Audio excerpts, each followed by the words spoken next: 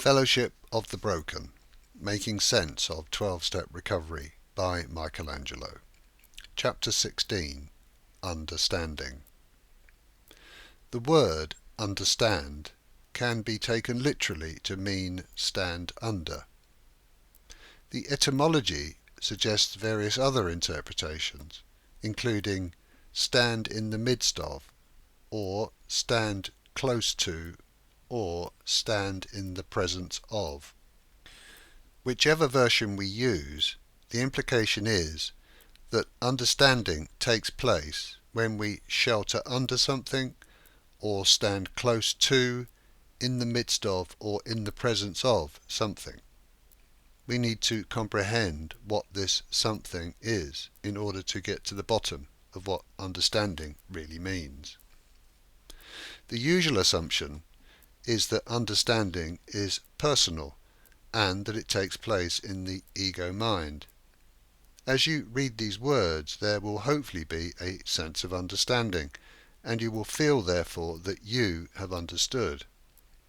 This assumption of personal understanding is of course built upon the assumption of a personal self. Indeed, everything personal depends upon the assumption that our person is the real self. We are now beginning to see that there is more to life than just the personal human self.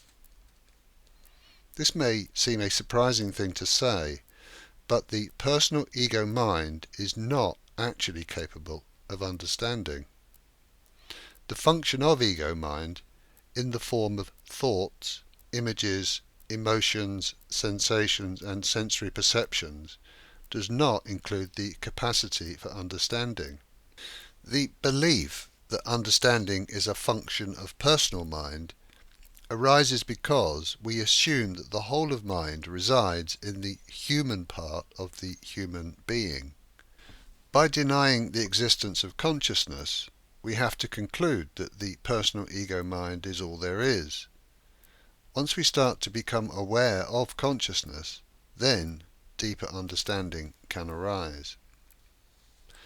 Understanding takes place in universal mind rather than ego mind.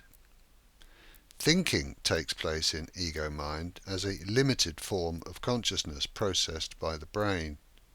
Understanding takes place when thinking ceases, or in the momentary gap between thoughts. If we understand this last sentence, for example, then we are standing close to, in the midst of, or in the presence of universal mind. We perceive the words with our eyes, the brain processes the resulting thoughts, awareness is aware, knowingness knows, and the result is experienced as understanding. Until we see this clearly, our entire experience is assumed to take place in the personal ego mind. But what we really have is a mixture of ego mind and universal mind that is so closely intertwined that it's difficult to discern the difference. If we believe that we are only human, then it will all be perceived to be personal. If we understand that we are human beings, then things start to become more transparent. If we take a glass of muddy water and shake it up, then the liquid becomes cloudy and opaque. There's no clarity, and it's perceived to be an indistinguishable fluid. If we leave the glass alone for a while, then the silt gradually begins to settle, and the liquid becomes clear and transparent. Well, such is the nature of personal mind. If the mind is constantly agitated in the form of thoughts, images, sensations, emotions and sensory perceptions, then it remains opaque, and it's impossible to distinguish ego mind from universal mind. The only way to bring about clarity is to introduce practices that still the mind. This is why meditation is such an essential part of any spiritual path, and we will cover meditation in depth in a later chapter. Consciousness perceives experience in the mind, and consciousness is also that out of which experience is created. In addition, consciousness is aware of its own existence as universal mind.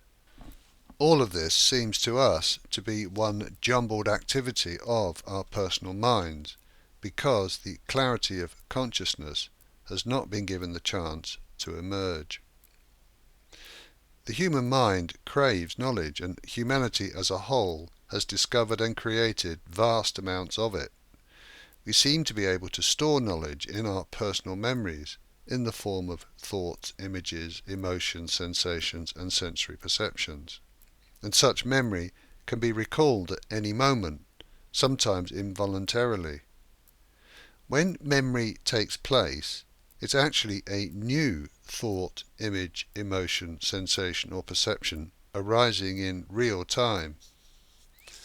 And personal memory reinforces identification with the personal self.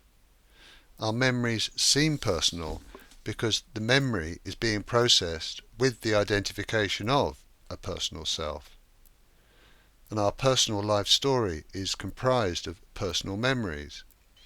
Recollection is a function of ego mind, but knowledge exists at the level of universal mind. It seems that memory exists at the level of personal mind, but actually it's stored at deeper levels of consciousness. It's all a matter of identification. We constantly add to the store of knowledge through our experiences. The various modern online media provide a huge range of knowledge, and if we don't know something already, then we can quickly find out. We form an array of personal opinions about such knowledge. Our minds are busy from the moment we wake up until again we fall asleep. There's rarely any clarity or understanding. There's a belief that knowledge is wisdom, but this is simply not true. Personal knowledge is just knowledge, and it resides in the realm of mind. Wisdom is much more to do with understanding and arises in universal mind. Wisdom does not require knowledge or personal memory, because knowingness already knows all there is to know. The experience of understanding is simply a recognition that a particular aspect of mind resonates with the deeper knowingness of universal mind. Understanding takes us closer to our true nature of consciousness. The greater our understanding, the more we move along the spectrum of balance between human and being. The wise man knows that knowledge becomes a barrier to progress. Everything that needs to be known is already known by knowingness. Such knowing arises from universal mind in each moment, depending upon the particular circumstances in that moment. This knowing becomes discernible in the form of intuition and inspiration.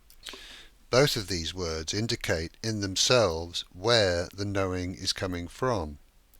Intuition means insight, direct or immediate cognition or spiritual perception. And inspiration means the immediate influence of spirit, or the breathing in of spirit. There are so many clues in language that often remain unseen. The implication here is if the balance of our lives is sufficiently oriented to being, then we will intuitively know what to do or say in any given moment.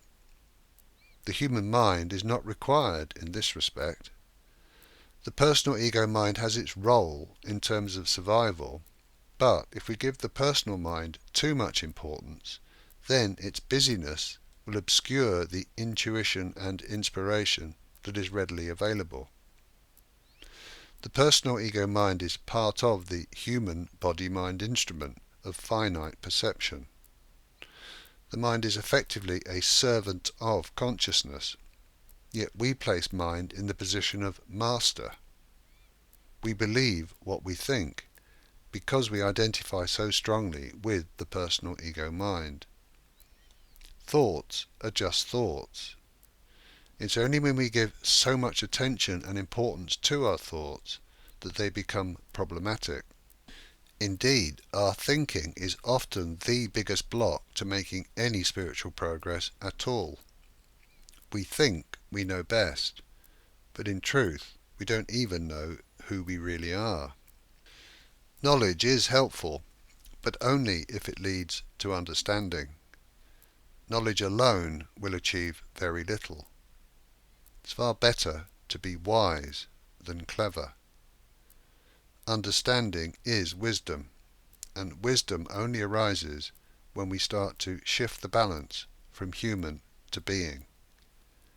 And this shift will not come about through knowledge alone, unless it is accompanied by practices that quieten the mind and allow progress to be made. Comprehending the nature of understanding is true understanding.